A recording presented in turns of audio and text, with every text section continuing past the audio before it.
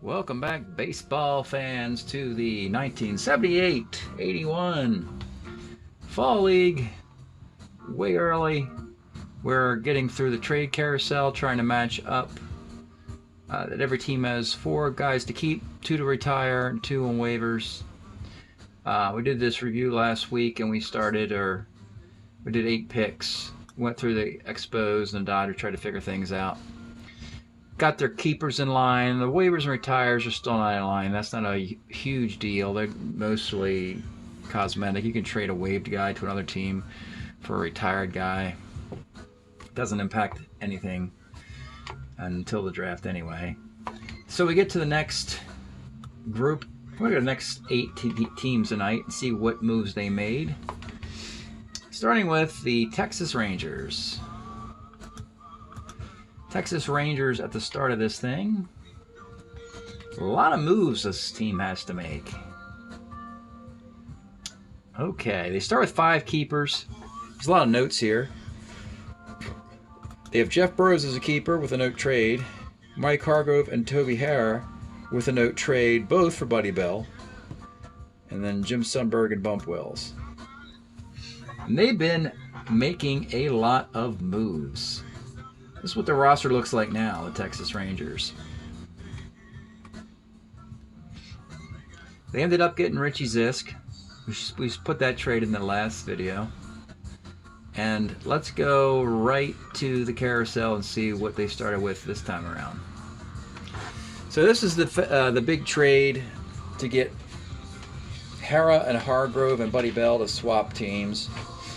Texas trades the rights to Mike Hargrove and the rights to Toby Harrah, plus a waive player, Paul Dade, to Cleveland for Buddy Bell, a waive player, Jim Norris, and a retired player, Marty Perez, which means that Cleveland has to toss in a trade token to Texas, basically for getting a 2-for-1. And ultimately, you know, Harrah and Bell are pretty comparable anyway. So it was a good trade for the Indians, because they only had to part ways. They get 2 guys, only had to part with 1 token on that one. But it's good for both squads, really. And Texas would make one other move in this round. Let's go to some more moves, and we'll look at some other teams. And what is called a inconsequential trade. The Mets traded Larvell Blanks, who could be put on waivers, to the Atlanta Braves for Davey Johnson, who's retired, so that each team gets the correct number of waived and retired players. That's one of those inconsequential trades. I normally don't make these to the end because they don't matter too much, but it seemed to be a quick fix for both teams, and it helped them both out. Then I spotted a similar thing with Toronto and Kansas City, trying to get to the right math. Dave Haverlow for Dave Justy. Basically, you know, the yellow guys have 1 more year left in them, the red guys do not. But none of the teams in question want any of these guys. They're going on waivers. All right, Atlanta, I believe they were next on the list after Texas. Right. Let's look at Atlanta. We might get back to Texas in a bit. Atlanta started at 4-1-3. However, it's not the guys they wanted. They've been moving around, and they're currently sitting at, Atlanta is at 4-3-1. But they went out and got Burroughs in the last round, and now they added another guy here that the Phillies are trying to get rid of. This is the Gene Garber trade. So Philadelphia had an extra keeper, Gene Garber, and traded him to Atlanta. So without a keeper coming back, the balancing act was a swap of pitchers. Atlanta sends Tom Underwood to the Phillies for Kevin Saucier in the deal. And Underwood is a starter 7, is a very nice card in 78, or 79, I believe. Actually with Toronto of all teams. Saucier is not. So that's the balancing act there. No tokens involved because that was the balancing act for this whole deal. And they got Atlanta and Philadelphia to the correct math. All right, the next trade, this is a kind of a 2-part trade. The Giants were looking for a keeper, and to get the keeper they wanted, they had to get rid of, they wanted to move Johnny LeMaster off the roster. Let's look at the Giants here. the Giants were looking to make some kind of impactful move. They had 3 keepers, 3 waivers, and 2 retires, and they're in a division. They're in a bad timeline. They're not very good during this timeline. You know, the Dodgers are supposed to take over this division, as do the Astros by late 70s, early 80s. So they looked at the positions and said, let's get LeMaster out of shortstop and get an improvement there. So it's a 2-part deal here. First part of it was a mixture of keepers and waivers. You had a hitter and a pitcher traded for a hitter and a pitcher with the Rockies. The Giants sent Johnny LeMaster to Colorado, who needed a shortstop, with John Uria, who's on waivers, for Ron Hodges, who's on waivers, and Jack Billingham. So Jack Billingham goes to the Giants in this move, and he becomes only the second pitcher, starting pitcher. Their ace, Nino Espinosa, has had to go on waivers. So Montefusco is still around. Nepper is going to be kept, and they added Billingham to the 3-hole. But the big trade is the thing to do next. They have a trade with Boston. This is the nice trade here. The Red Sox had to part with Rick Burleson. This is a great trade for the Giants. Actually, it's a good trade for the Red Sox, too. Boston had a dilemma. Let's take a look at Boston. So, in an embarrassment of riches, Boston, a couple things here. First of all, you're looking at the guys they want to keep. You have a guy named Carl Yastrzemski, a guy named Jim Rice, a guy named Carlton Fisk, who doesn't move to the White Sox till 81, and a guy named Dwight Evans. Nothing you can do. You are stuck with those 4 guys, period. Bernie Carbo, you're going to lose. Rick Burleson, you're going to lose. Oh, by the way, Cleveland wanted to send some guy named Dennis Eckersley to the Red Sox, who won 20 games for Boston in 78. They got no room at the inn, as they'd like to say. No room at the inn for Eckersley to be added to the Red Sox staff. That has to be put on hold. So he'll play one more year in Cleveland, because Boston just can't add these guys, because they're already adding these 4 superstar Hall of Famers. But Burleson, they found a trade partner, and it was a pretty good trade. So the Red Sox trade Burleson to the Giants, plus another infielder, Picholo, for a waived hitter. And the guy they picked up is Randy Moffett. Nice relief pitcher for going to the Red Sox in the deal. And now it's really strange that the Red Sox have locked their pitching staff in already before the draft. It's kind of amazing here. Tiant, Lee, Stanley, Ranko, John Curtis, a lefty, and then Kerrigan is retired. His career is over. So Randy Moffett goes into the bullpen with Larry Bradford and Stan Bonson. Folks, the Red Sox can throw the ball. They don't even need Eckersley. That's a heck of a rotation. The Orioles are taking notice of this. Plus, they got the big bats coming back. This is a nice 8-man roster here. Tiant, Lee, Stanley's good enough. Ranko, not so much. But I'll give them 4 starters, don't really matter. But Curtis and Bradford are very good lefties, and Moffett and Bonson are good righties. That's a great bullpen. Could be the best bullpen in the American League East. And the Giants, after this deal, get Rick Burleson to play short. The team that should have gotten Rick Burleson was the California Angels. They couldn't get him. Let's look at the California Angels for a moment. California Angels traded for Rick Burleson. He was on the Angels in 1981. He was a 1 at shortstop, hit .293. That's the card the Giants are getting. The reason why the Angels couldn't do it is because they still have too many keepers. They traded for Brian Downing, Nolan Ryan, Tanana.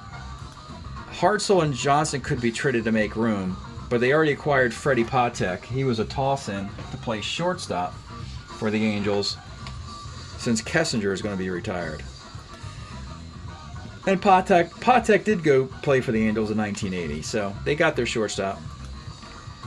But the Giants got the better one in Rick Burleson. All right, moving on. After the Giants, the next team is the Cardinals. Let's take a look at the Cardinals. Where did they start out at?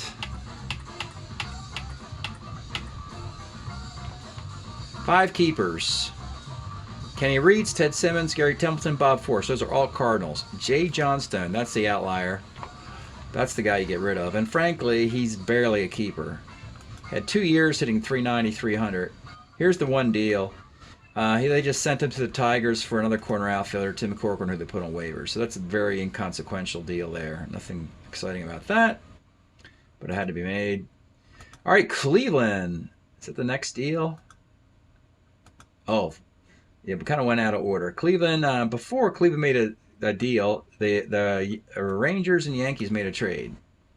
The Yankees unloaded Mickey Rivers on the Rangers and acquired an infielder, Junior Kennedy. Remember, the Yankees had a problem with their middle infield because they don't have Willie Randolph, they don't have Bucky Dent. That George Zebra guy's gone. They have Mick Kelleher in the middle infield. They're great everywhere, but the middle infield's not so much. Junior Kennedy is at least decent. He can at least start. He's not a superstar by any means. But the Yankees get a token because Mickey Rivers will hit 326 in 1980 for the Rangers. So they get a token, and they're going to need this token later. We'll show you soon. But anyway, let's go to Cleveland, who's next on the clock. Oh, this is a fun trade. So Cleveland moves Oscar Gamble to the White Sox. The White Sox send John Wockenfuss to the Padres, and the Padres return Dave Skaggs to Cleveland. So in the deal, the Indians pick up a token because Oscar Gamble's great, and the White Sox have to fork up a token for that move. Let's look at Cleveland now, and the White Sox, and the Padres. Let's look at all these rosters and see how they got nice and fixed up. So Cleveland, after all the moves for Buddy Bell and so forth and so on, they're finally happy with their 4 keepers. Toby Harrah, Dwayne Kuiper, Mike Hargrove, and they're going to keep Eckersley 1 more year. Boom. That's a win-win for the Indians. You know, Hargrove eventually manages the Indians. So that's good for them. The White Sox, this Jim Essien card is a 1981 Essien card that'll hit 308. So that's a nice compensation for losing the 326 hitting Brian Downing. Eric Soderholm's back for 1 more year at third base. They brought in Oscar Gamble to take Richie Zisk's spot in corner outfield. And Barrios has 1 more good year. Padres have a whole lot of outfielders.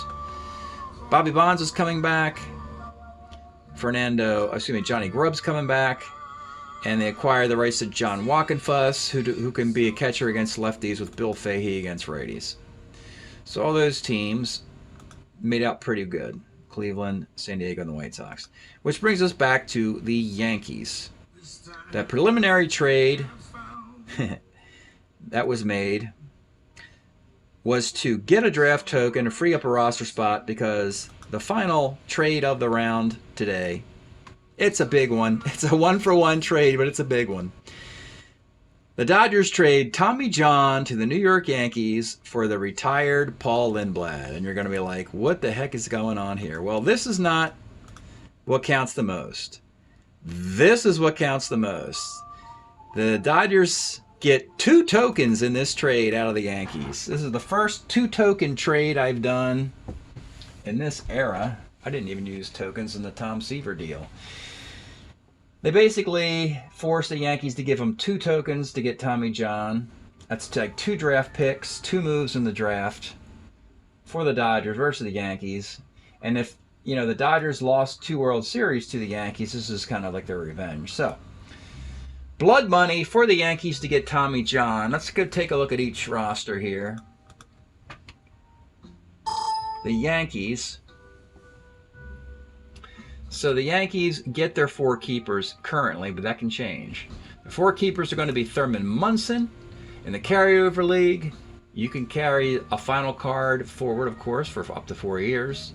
We know Munson plays the beginning of 1979 before the tragic accident, so that card can continue on into the early 80s. So they're going to keep Munson, Lou Piniella, and then Lyle and John. They can't quite get Rich Gossage this year, because they have Lyle's a lefty, John is a lefty, Guidry is a lefty. They have Tidrow as a righty reliever. They could get rid of Bill Campbell and make room for Gossage. Unfortunately, I believe Gossage is a keeper as well for the Pirates. Not mistaken.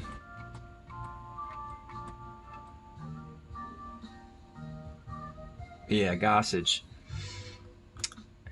So Gossage is in limbo right now. The Yankees don't have a resource to get him. Just to show you that again about the Yankees. If Pittsburgh sends Gossage to the Yankees now, they don't have any room for him unless we don't want to keep Thurman Munson anymore. I think we want to. If we have the opportunity in a 4-year category league to keep Thurman Munson playing baseball to 80, 81, 82, I'm sure the New York Yankees wouldn't mind. So we know he's going to keep going. We know Piniella plays with the Yankees through the early 80s. Tommy John. Sparky Lyle is getting up long in the tooth, but he still has 1 or 2 more good years left. And that's what you're looking for here, 78, 79. And then he's a bad year in 1980. Then he has another good year, I think in 81 or 82. Can't remember. But no room for Gossage yet. So Pirates might end up keeping him. And lastly, let's take a look at how the Dodgers... They didn't make any moves in the last video, but by trading Tommy John and adding Paul Lindblad to the retired list, that created a space for a 4th keeper, and it is Bill Russell. If you watched the last video, I said how the Dodgers had a problem and that they're keeping Dusty Baker, Davey Lopes, Reggie Smith, and Tommy John, so they couldn't keep Bill Russell.